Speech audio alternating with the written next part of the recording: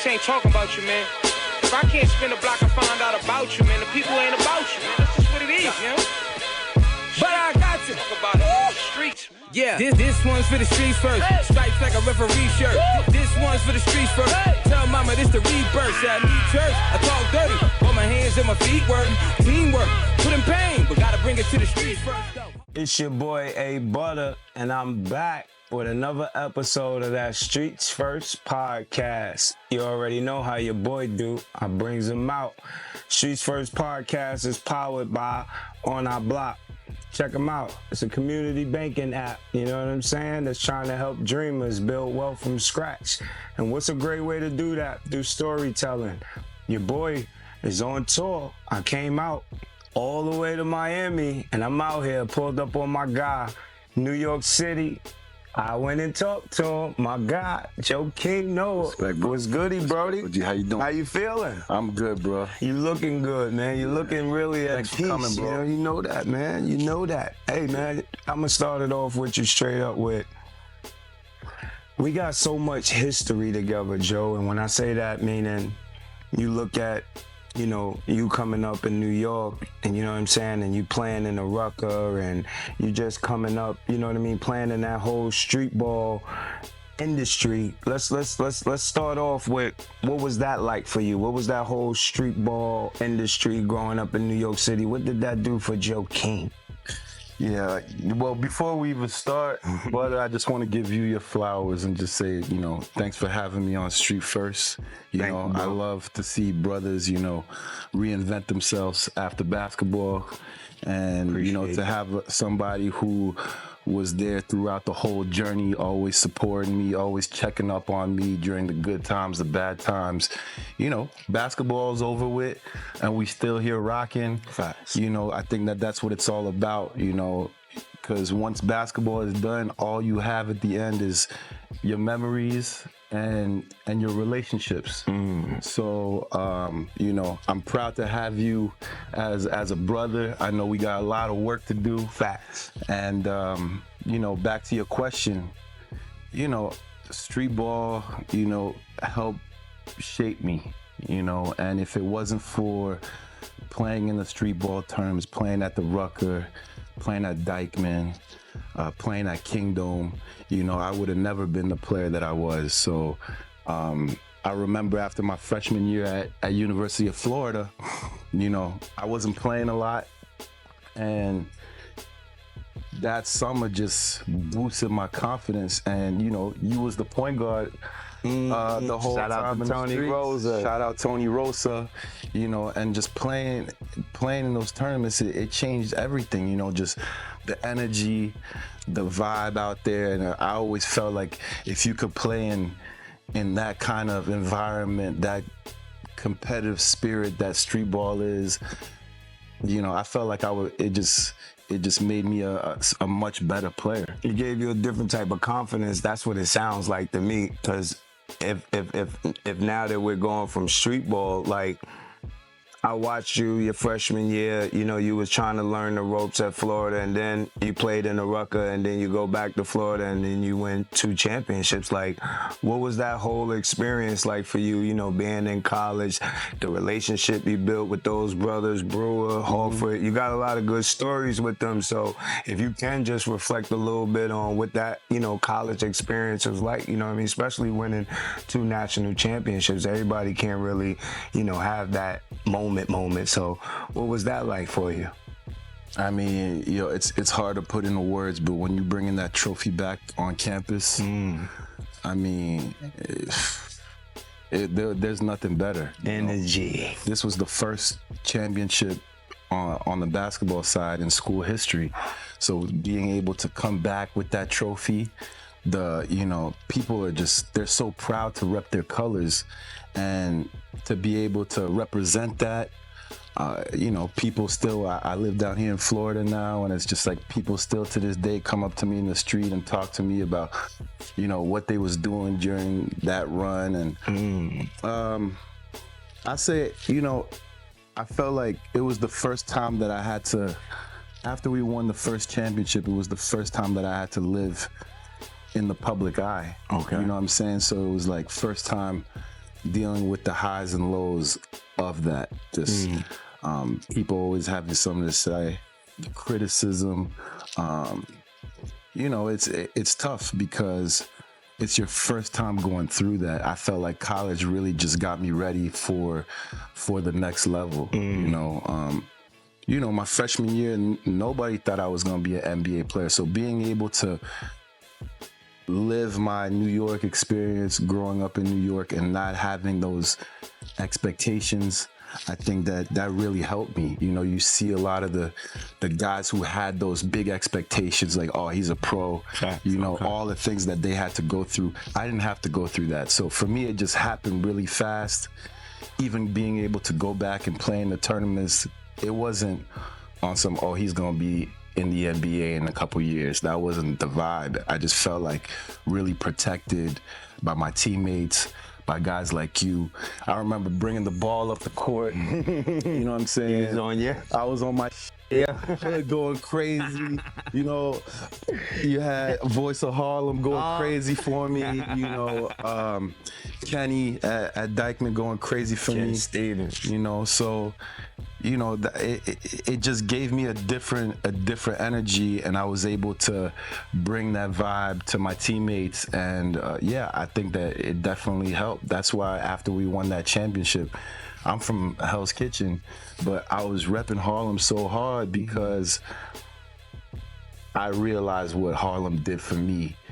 And honestly, everything else after that was it was easy to me. There was nothing nobody was going to say in the league that I hadn't seen before because of playing in all that street ball. I was just about to ask you, knowing that you done took that confidence, done went to college, changed that whole dynamic, started winning, now you getting ready to translate to go to the big leagues, the professionals. So, give us a little sneak peek on what was Joakim's view of his professional career, because you had a couple of stops. You were in Memphis, the Clippers, you was with the Knicks, you know what I'm saying? Chicago, we ain't even, it's big Bulls, you know what I mean? But what was Joakim's vision of his pro career in the NBA?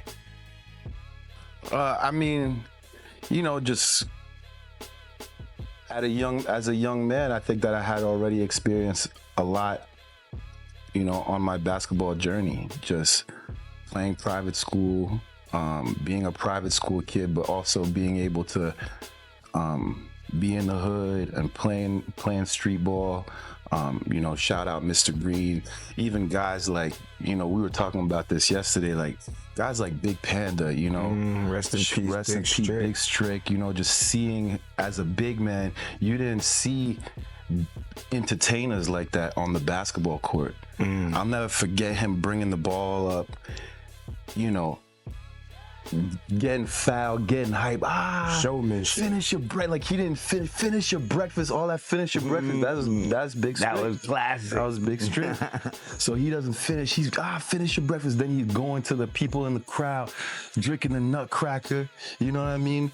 Putting it down. The crowd going crazy. It was finest. Entertainment at its finest. So all those were the little things that I saw playing street ball, and I try to take and replicate all those things when I was playing at the pro level. Wow. I think that I was blessed to have, I'm a third generation athlete. My grandfather was a soccer player. Okay. My father was a tennis player. Okay. And, I just being able to see them and how they worked and the discipline that it takes to be a pro, even though it was different sports, I got to see what it takes, and that was a blessing in itself. So I think that in terms of like the discipline of what it takes to be a pro, I knew already. But the NBA, everybody thinks the NBA stands for a National Basketball Association. Nah, no boys allowed. No boys allowed. No boys allowed in that. For real. Man up in there. Man up. But just to throw that out there, being that you brought up your family tree, bro, like most probably wouldn't know that your dad is Joakim Noah, the legend. Knowing that you grew up in a family with, entertainment, spotlight, et cetera, was that kind of like pressure on you, like to become an athlete and do things that, you know what I mean, you seen yourself could take to another level, knowing that that was in the family tree? Yeah, I mean, I think that everybody has to, like, what's your why? You got to know what your why is when you're doing this basketball thing. And because there's the highs and lows are real. Okay. So for me, it was like my father was one of the most recognizable faces in France. So that's one of the reasons why we decided with my mother and my sister to leave and move back to New York when I was 12, was because my father, I was living in my dad's shadow. I don't even have that. My name wasn't Joakim back in France. It was, you're the son of Yannick. Wow. So I think, I think for me growing up, it was like, I want to be my own man. I want to be able to express myself. And I wasn't going to be able to do that in France because I was living in somebody's shadow. So, in my dad's shadow. So, I think I learned a lot from my father, but also, living with celebrity it's a motherfucker. It's a motherfucker. And like, we were just know that. It's like Butta, like, it's like being uptown, and you're a celebrity, everywhere I walk with you, the love that you get from everybody. And it's because this is your comfort zone too. You know what I mean? Facts. And it's like being able to be okay when people don't recognize you as well. You know what I mean? So you was cool with that, knowing that I'm getting ready to come up with my own identity, be my own man, shape and start paving my own way. Even though my dad and them did this, I'm still paving my own way. That's right. Like, to become the big bull, I gotta show some love to the Chicago Bulls, bro. Like, as a basketball fan, can you at least just give me a minute or two of what it was like with building that dynasty with, you, Derrick Rose, Luau, Boo? Like, I know that was like a family thing, y'all as brothers. Like, can you give us what was that like, knowing that you was creating something that y'all was getting ready to shake the world up with? Shout out to Coach Tibbs too, man. He did a wonderful job, man. You know what I mean? Shout out to Tibbs. Those were my most special moments in my professional career. Playing for the Chicago Bulls, playing in the big games. I get drafted to this one of the most iconic logos in sports. So wherever you go, that bull represents Chicago. It represents greatness. It represents Michael Jordan. So to be able to be a part of that, to me, was something that was always really, really special. Chicago is a tough place. And I wanted to represent that every time I stepped onto the court. And then, you get the following year, we draft Derrick Rose, number 1. He's from the South Side. He's from the hood. And, every single time you had that young fella on the court, we felt like we had a shot to win. Special. As special as it gets. So, hope is a powerful emotion. And, not everybody gets to feel that. In my 13-year career, we only had a chance to win it a few times. Wow. And, highs and lows, but just being able to be drafted, first checks together, Derrick, Jimmy Butler, Luol Deng, Taj Gibson, that was a competitive ass group. And, even though we didn't win the championship, I'm just proud that these are still my brothers today, and I think that that's what it's all about. Being able to grow and build something that's bigger than basketball. Now that you're talking about bigger than basketball, and we was talking about the Bulls, I mean, let's really talk about being in Chicago and really trying to understand the stamp that you have made and have there. I see that you started a foundation, Noah's Ark. You're part of One City Basketball, you know what I mean, with the club. Can you speak a little bit more on what you're now doing with Life After Basketball in Chicago? Well, I think it started my rookie year. Social work was always a part of my education. Just seeing how my dad was moving around and building tennis courts, tennis academies, in the hood out there in France, all around the country, and the time that he spent. It was the work that my pops was doing was really hands-on, and it always made me realize that it was more than just winning and losing. And so when I got to Chicago, we started the foundation right away with my mom, and we wanted to figure out like what's the biggest issues here. And you could just tell. You'd go to a classroom and ask the kids, like, how many of you have been affected by gun violence?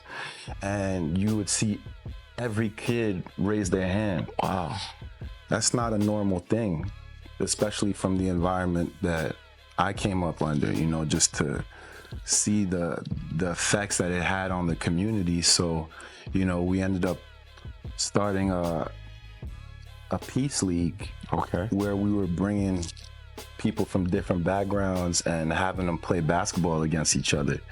And we started in the church, St. Sabinus, and the Nation of Islam was doing the security at the church. Wow. People would just put their differences to the sides to be able to do something positive for the community, and it just really influenced me. And this was my rookie year, so we've been doing this for 15 years. Ooh. And now we're at a point where basketball's over with. We were able to get some state funding, and we're really growing our programs through these peace leagues. Couldn't be more proud of it. Shout out to Kobe Williams working with the violence interrupters. I think that's, to me, I couldn't be more proud of the work that we're doing, and it's only the beginning. Now, when you look at Life After Basketball, you're starting your foundation, you're doing a lot of philanthropy stuff. I see you've traveled with, Hennessy, you're doing the basketball courts overseas and stuff like that. Speak a little bit on, the give back and what it means to Joakim to try to help the next generation. How do you say it? You're like one of the forefathers. You're like one of the, you're groundbreaking right now to set something up for the next generation to be able to grow from. What's that like for you? It's like as you get older, you realize that, it's really what brings me happiness is, how can I help? Philanthropy, I think, is something that's comfortable for me. When I retired that same year, the NBA decided to build a league in Africa. So as soon as that happened, I wanted to invest in growing basketball on the continent. Not to cut you off, but shout out to the BAL. Shout out BAL. Shout out Amadou Gallo Fall. Humble president, humble warrior. Thank you for everything that you stand for. And, just being able to finish your career in the NBA and then being able to grow basketball on a grassroots level on the continent, watching stadiums going up in different countries, traveling around the continent, learning the differences and the different cultures all around. It's really powerful, man. I don't think it's anything better, to be able to share your experience as a hooper, your professional journey with the younger generation. And, you just have to be smart about how you do it, because the reality is a lot of these shorties, they're not really trying to hear it all the time.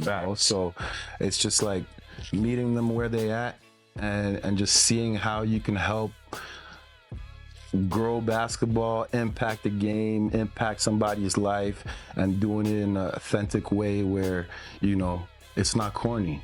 When you say impact, I'm just curious, when you look at the game today and you're watching basketball, how do you see the impact of where the NBA is at today? Because I know there's like a big difference in when you were playing versus how you see it today and who's playing. So how do you look at, you know what I mean, the NBA today? The game is different. You know, it's 5 guys around the perimeter. The game is, the spacing is a lot different. You know, I was playing the game at the elbow. You know, the game's different. But, you know, even earlier in the year, you were seeing scores 140, 150.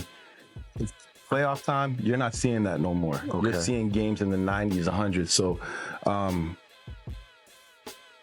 you know, there are similarities, but it's different. I feel like the guys are just more skilled. I think that when I got to the league, you know, there was no social media. That's so true. I think that, you know, there's a lot more distraction. There's a lot more opportunity. But what I tell the shorties all the time is get that phone out your hand. Get that phone out your hand. And the money is on the court. Okay. Like all that other shit is cool, but that's just icing on the cake. The cake is on the court. You getting better every day and the discipline that you're gonna put into this when nobody's watching. So yeah, I mean, we were talking about it yesterday. You know, when you went to prep school and you were grinding because you were hyped to come back and play, that wasn't on camera. Nobody sees that part. You know, when you're in bed at 9 p.m. and you already ready for the next day because you got another workout in the morning. You know, that's the kind of shit that nobody sees. And, you know, and that goes on for years and years and years. It's a lonely road. And I think that, especially New York is a very, very hard to make it because there's so many distractions out there. Well, we getting close to the end, bro. I got a couple more questions for you, but you're married now, man. I mean, you know, basketball has moved on. You're putting things in perspective with family, and you're building, you know, with business and stuff. How do Joakim manage a lot of that? You know, I know that when it comes to trying to put your life in order, how, as a former NBA player, how much does it put pressure on you to like organize your life, you know, because I know that you're very balanced when it comes to trying to find your peace and not be off balance. Mm-hmm. So how do you manage, you know, stuff like that? I think that's, you know, I would be lying if I said I have it all figured out. You know, like, I know I made a lot of money playing basketball, but I also dealt with a lot. Like, the unhappiest I was when I was getting paid the most. Wow. You know, so like, don't think that making money is gonna give you peace, because that's not what it is. And, you know, I'm blessed to have my wife who's like a soldier for me, you know, somebody who got my back. But it's also me, you know, just being a lot more patient. You know, when I was playing, it was about basketball. You know, I come home after a loss, like, don't talk to me. You know, like, that's just how I carried it. And people love me for that because, you know, I put my emotions was on my sleeve. But, you know, being at home and making yourself useful in the house and, you know, taking out the garbage. You know, you got 20,000 people screaming your name, and then you got wifey telling you to go take out the garbage. You know, that might not make sense to you at the time, but it's being able to, you know, be humble when you walk into the house and understand that there's a lot of work that's being done, you know, raising the kids and all those things, and how you can make yourself useful even though, you know, you're in and out as a hooper. So to me, it's like the people who can have that balance, you know, that usually helps for longevity. What's next? Like, Joakim has a lot of visions, you know. I've seen the the Amazon with you and my guy, the former president, you know what I mean? You know, the documentary, you know, I won't speak too much about too much, but when it comes to representing Cameroon, you know, loving what Africa means to you, can you speak a little bit on, just throw them a little of your vision of how you're trying to help in a way of reshaping and doing as much as you can for Africa? No, I think you know, Africa is a very special place. You know, like when I was blessed enough to be able to go see my family over there, you know, I know my roots over there, and my grandfather, who's from Cameroon, used to always tell me, you know, I know where I'm from, so I know who I am. And you know, just to know that these are my roots, this is my heritage, and to see how little resources they have, you know, I think that it's on us to be able to, if we can grow that in any way, that's a huge win, you know, because a lot of these African players don't have indoor facilities. They don't have that, okay, my family's gonna come watch me play on Saturday, you know, I got a big game, this school's playing against this school, I got my little girlfriend, you know, sitting in the second row, I know where she's sitting, I'm about to get buckets. That feeling that we take for granted as American hoopers, you know, that doesn't exist in Africa. So we're talking about building the culture from scratch. And, you know, obviously, you know, these are the fastest growing youth populations in the world. My goal is to see one of these, you know, African young boys with the hezzy and all that. I want that. That's I want to right. see that. And then once we see that African boy with the hezzy, then you're going to know, okay, Joakim was on to some shit. Because I'm going to have the Harlem guys, I'm going to have my guy Butta out there showing them what it's all about. And that's why the OGs, the experience and the OGs is really, really important, because I want to be able to teach them something that's just not just basketball. It's just about having the right mentors on deck and being able to provide and do some positive stuff. Well, I just wanted to let you know before we wrap it up, bro, that I see you, wow, I see a lot of, how you pronounce his name, Abutta? Yeah. A lot of you guys are really, you know, your class of guys, a lot of you guys are doing give backs and just trying to make sure that y'all reshape and rebuild for the next generation in a different way. And like I said, I wanted to take the time to come pull up on you and kind of like put a spotlight on that, because I feel like you guys are like the leaders right now. You know what I mean? And I know a lot of people get labeled with that leader thing, but I'm looking at what you're doing. I'm close up to seeing a lot of things that you're doing and the impact that you're making. So I just wanted to come and put a good highlight on that and say, man, keep up the good work, bro. You know what I'm saying? And, you know, I will say this. Look, at the end of the day, as an old head now, in basketball, we old heads, you know, we always got to reinvent ourselves, and how can we make the game better, you know, like that should be the legacy. And to be able to have an opportunity to see you growing with your Street First podcast and seeing what you're doing, like we all in this together. So, Facts. You know, I really hope that, you know, my goal is to be able to have one of these one city tournaments going on in New York. And, you know, I'm not going to be able to do that myself. I want to do it with the guys that I came up with. And as the older guys, the guy who kind of been through their basketball journeys, to be able to share that to the youngins.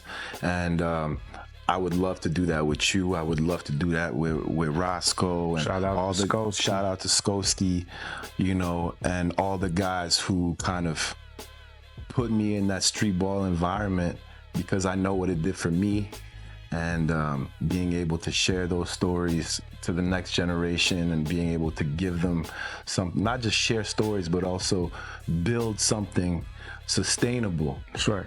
We're in a position right now where we're working with 28 different violence prevention groups around the city, and we started a tournament.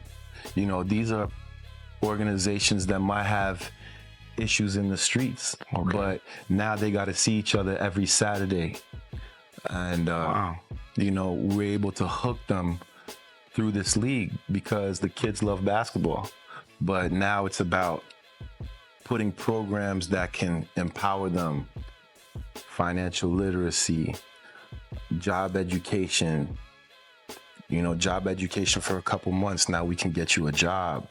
You know, so it's about connecting with the right people on every level, you know, just the politicians, the sponsors, and being able to build something to be able to help out the next generation.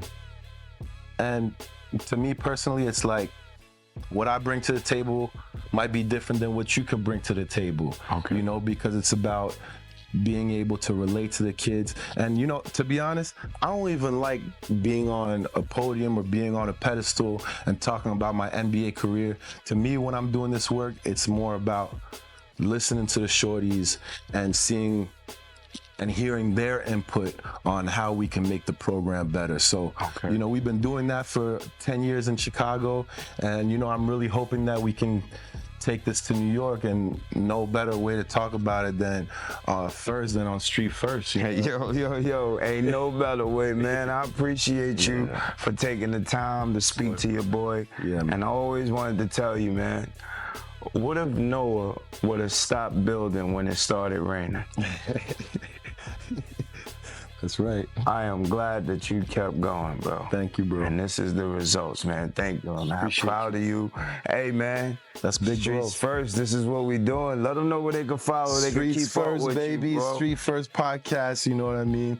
You know, Noah's Ark Foundation. You can check me out there. You know, Instagram, Stickity13. Stickity13, Big Bull. Don't act like you don't see it. New York Knicks. Don't worry. He showed love to us, all right? You know what I'm saying? It's your boy, man. You know, check us out on ourblock.com, man. You know what I mean? Download the app, man. I'm powered by them. Streets First, as you can see. I'm pulling up. I'm trying to do what I can do with my people and make sure that I'm bringing you some different ways to look at financial literacy.